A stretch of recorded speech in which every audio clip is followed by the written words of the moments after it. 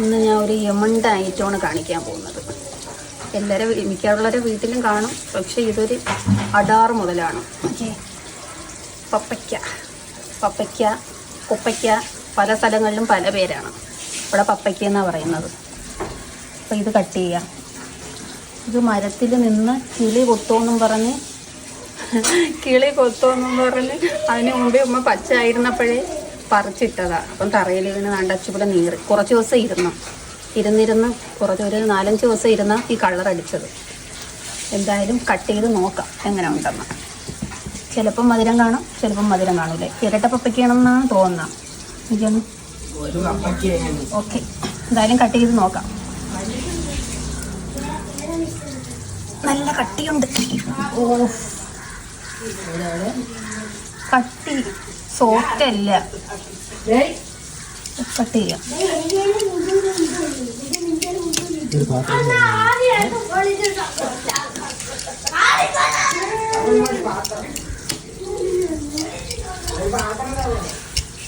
ഇത് പഴുത്താ കിളി കൊത്തോന്നും പറഞ്ഞ് പപ്പയ്ക്കയുടെ സൈസ് കണ്ട് നേരത്തെ പിന്നെ കുത്തി തള്ളി ഇട്ടതാ. ഈ നിന്ന് പഴുക്കുന്ന പപ്പയ്ക്കയ്ക്ക് നല്ല മധുരമെന്നാണ് പറഞ്ഞത്. ഇത് മധുരം കാണുമെന്ന് വെച്ചാൽ അറിയത്തില്ല.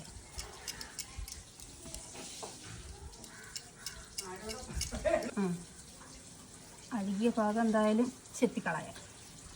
അയ്യോ, കറുത്ത് പോയി. ഇത് ഞാൻ വിചാരിച്ച് ചെറിയൊരു ഇതേ കാണുള്ളൂ എന്ന് വിചാരിച്ച്. ഇത് ഫുള്ള് പോയി.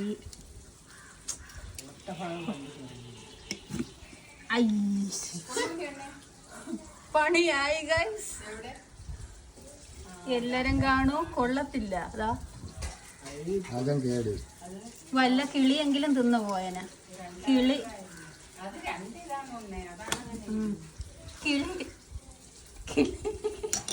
നോക്ക്, കിളി കൊത്തോന്ന് പറഞ്ഞേ, കിളി കൊത്തോന്നും പറഞ്ഞതാ എടുത്തതാ. ഇങ്ങനെ വേറെ പ്രത്യേകത നോക്കണ്ടേ. അതാണ്ട അകത്തതാ എന്തൊക്കെയോ സാധനമുണ്ട്. വെറൈറ്റി നോക്കിയേ. വേറെന്തോ സാധനമോ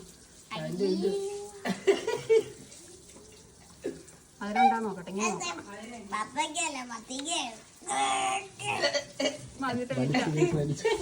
മതിലല്ല, കൊള്ളത്തില്ല.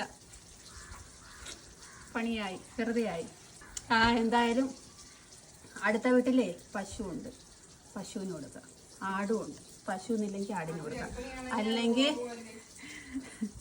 അല്ലെങ്കിൽ വിലയിലെറിയാം. വല്ല കാക്കയും കിളിയാവുന്നു കൊത്തി തിന്നോണ്ട് പോകും. നീ എന്തായാലും എടുത്ത് മാറ്റി വയ്ക്കാം. ഓക്കെ, ടാറ്റ.